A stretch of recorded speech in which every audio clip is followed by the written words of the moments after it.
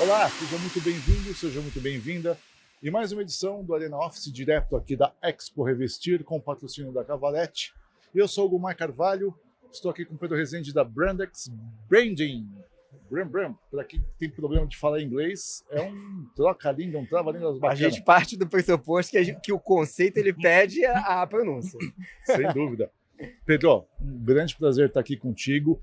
Você vai falar de um tema que eu acho importantíssimo e acho que às vezes até muito pouco trabalhado, digamos assim, ou divulgado, que é valor de marca e como ela se traduz. Não sei se eu estou sendo muito simplista nesta minha avaliação. Mais uma vez, muito obrigado por estar aqui. Legal. Bom, é um assunto extenso, é um assunto longo, tem uma bibliografia grande, mas eu acho que a gente pode resumir o branding, né? Ele está num gerúndio, então é a gente fazer essa identidade, né? A partir do momento que você traça um projeto estruturante de identidade corporativa, essa identidade corporativa ela vai ramificar por todas as expressões e todas as experiências dessa marca. É aí que o branding ele encontra com a arquitetura corporativa. Porque se a gente está falando que um ambiente laboral, né, o ambiente da empresa é a catedral de uma marca, muitas vezes, onde a gente tem que representar a cultura, os momentos a gente abriga ali os momentos de interação. Como isso vai ser feito? Isso nasce de uma identidade. Essa identidade, muitas vezes, ela deve estar abraçada pelo branding lá atrás, né? Um processo, um conhecimento anterior, que o branding ele vai depois, ele forma um centro gravitacional ali, e não somente os arquitetos, como os produtores, como as agências de publicidade, enfim, todo mundo vai se entender naquele conceito. Na verdade, a gente está falando que é um negócio muito, mas muito distante de um manual de identidade, né?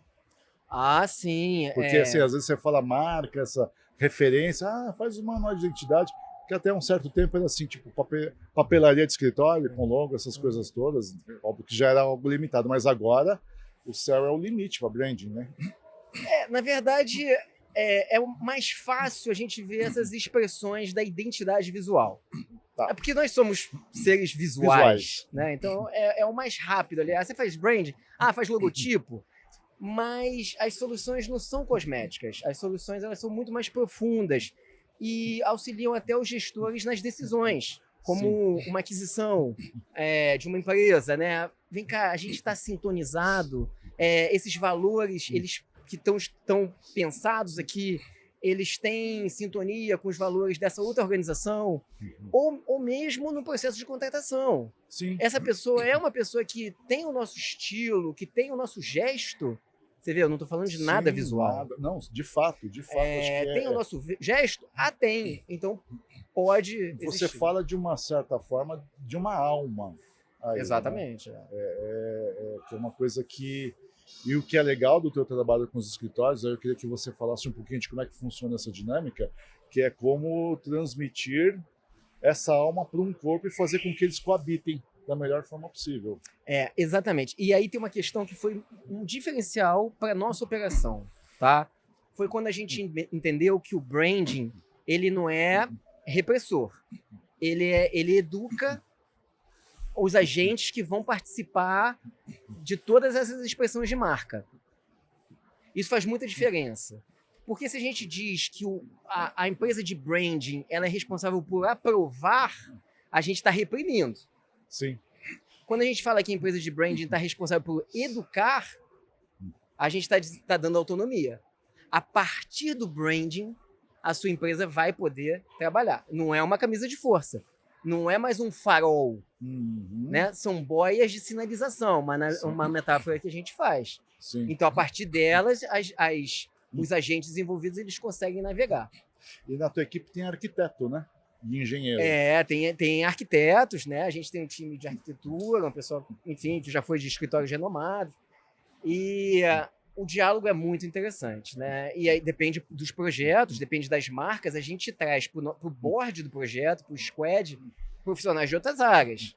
Então tem horas que a gente tem DJ no time, né? Por quê? Porque a gente está falando de... vai ter expressão sonora, arquitetos, enfim. E aí fica muito plural, fica bem perspectivista, que é bem a nossa abordagem. Não, eu fico imaginando como deve você trabalhar lá, porque assim, estar aberto a 500 mil fontes de referência, 500 mil pontos sensoriais para lidar, equipe mais do que multidisciplinar, né? E como é que apresentar isso para um escritório de arquitetura? Tudo bem, você tem o teu projeto de arquitetura, você vai na empresa, você consegue fazer todo esse trabalho, e aí você chega e fala, tá aqui. Vocês acompanham de alguma forma o projeto depois? Depende, né? Depende da Ou se o cliente pede para vocês acompanharem. Às vezes pede, às vezes não. Às vezes justo não também para dar mais liberdade. Né? Para não influenciar o trabalho do escritório. A gente vai entender o branding, a identidade corporativa como um motor de arranque para todas as expressões que vão acontecer. Então, não necessariamente a gente fica fazendo a curadoria de um evento. Claro. Eles já sabem, eles já são profissionais, né? Acontece a mesma coisa com a arquitetura. Basicamente, o nosso trabalho é o seguinte, a gente faz uma grande pesquisa, é uma pesquisa interna, de cultura, a gente faz entrevistas em profundidade, tem projetos nossos que tem mais de 40 horas de entrevistas, em que a gente decupa em relatórios, enfim. A gente faz uma análise externa, que é o segmento, mas aí também não somente o mercado de atuação, mas também as marcas que estão em mercados paralelos que podem trazer insights para a gente. Então, a partir da etapa de pesquisa, a gente desenvolve o Planning for Branding, que é a segunda etapa de todos os nossos projetos. Nessa etapa, a gente reúne todos os dados, que a gente, né, super qualificados, né, às vezes 40 horas de entrevista, né, nem o próprio gestor da empresa fez tanta entrevista. E aí a gente transforma isso em planejamento, em planos de ação. Né? E aí os textos, os manifestos, os manuais, enfim, a gente entra muito junto com o time de recursos humanos. Tá? A gente é meio indissociável de cultura. E aí, a partir disso, a gente vai para a criação. Aí a criação ela vai fazer a identidade visual, aí toda a questão cosmética, né? Enfim, mas toda a interpretação visual do conceito que está estabelecido. E aí a gente passa o bastão para os times, né? Depois, de arquitetura, por exemplo. Então a gente apresenta para eles todo o projeto do diagnóstico, claro que numa versão que faça sentido, né? Na profundidade que faça sentido. A gente apresenta todos os projetos para eles em reunião, todos os manuais, a gente entrega e a partir daí eles desenvolvem os projetos da arquitetura do prédio, da sala, dos ambientes, que seja. E é muito legal ver isso, porque você vê que a partir desse entendimento de marca, que é uma interpretação, a gente não inventa a marca. Sim. A marca ela existe ali, a gente só está fazendo, a gente só está tendo tempo e a metodologia para concatenar todos os caquinhos. Sim, de fato. E poder passar os bastões. E é muito legal porque você vê um arquiteto que é um notável da área, um brilhante, e você vê que você está pensando X, o profissional ele vem com X, Y, Z e é uma maravilha. Isso aconteceu bastante, a gente tem alguns cases para comentar, mas eu não vou me debruçar tanto sobre isso, mas a gente desenvolveu um algar, uma fábrica de azeite. Né? Então, a Brandex não fez o projeto da fábrica de azeite. Na verdade, a Brandex foi e fez todo o arcabouço de marca. E aí passamos para os arquitetos, para os engenheiros, que fizeram um projeto lindo lá na Mantiqueira. Vocês decodificaram, organizaram e compartilharam. Vamos entender que nós somos intérpretes? Nós, os arquitetos, os artistas, os produtores, todos nós estamos aqui o interpretando. E o motor de arranque fica sendo essa marca, né? Que é uma abstração. Mas pelo menos é o mais próximo do que é real, porque cada um sendo intérprete, você pode ter o desvio. Exatamente. Esse é o problema. Então, acho que o teu trabalho é fundamental justamente para que O CEO, por exemplo, eu acho que é uma coisa que a gente estava comentando e eu queria colocar agora, até que a gente está caminhando para o final, é assim, ele ter todo esse projeto, todo esse trabalho, passa para o escritório, aí de repente ele entra no novo escritório e fala, uau, essa é a minha marca. Uhum. Era isso, né?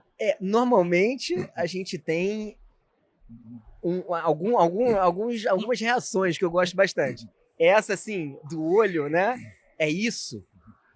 A gente tem frequentemente e é muito gostoso ver. Assim. E qual é a outra reação? Desculpa? E qual é a outra reação? Uau, caraca! Chorar?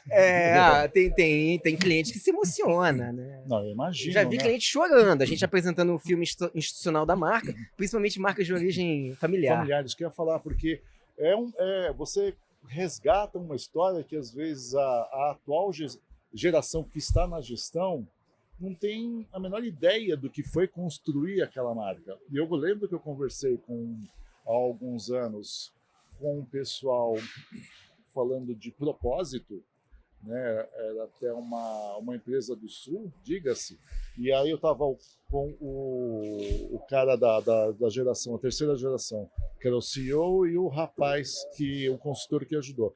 Aí os dois falaram, cara, quando você vai falar de propósito, você vai falar da história da tua empresa.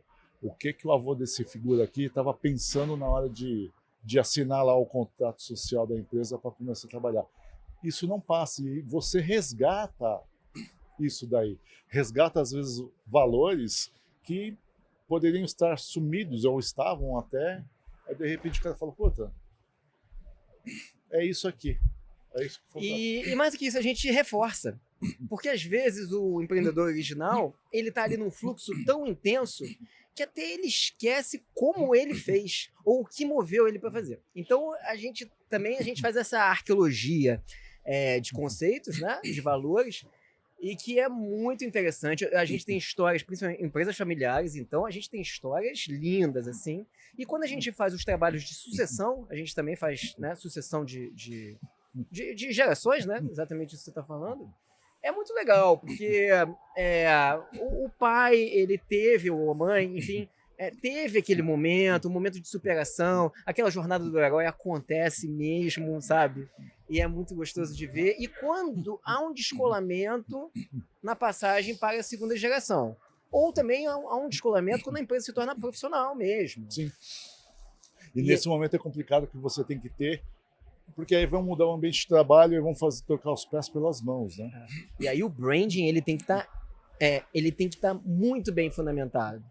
Porque a marca, ela é inevitável. Ou você controla, tentando, a narrativa, porque você conhece, porque todo mundo foi educado na marca, ou a narrativa ela vai ser dita pelos seus concorrentes, pelos seus clientes, e aí você entra num terreno que... Aí você perde a narrativa. E a gente, infelizmente, a gente está perdendo a batalha contra o tempo. A gente está chegando no final, Pedro, essa foi boa. Foi boa. Essa foi boa. Pedro, muito obrigado por esse bate-papo. Ótimo, eu que agradeço. E agradeço a você que nos assistiu nessa conversa sobre branding tão essencial quanto um bom projeto. Aliás, um bom projeto ele tem que partir de um bom brand, né? Acredito sim, de uma boa marca pelo menos. Com certeza. Inscreva-se no nosso canal no YouTube para assistir outros conteúdos também importantíssimos. E boas marcas e bons conteúdos, tá bom? Até mais.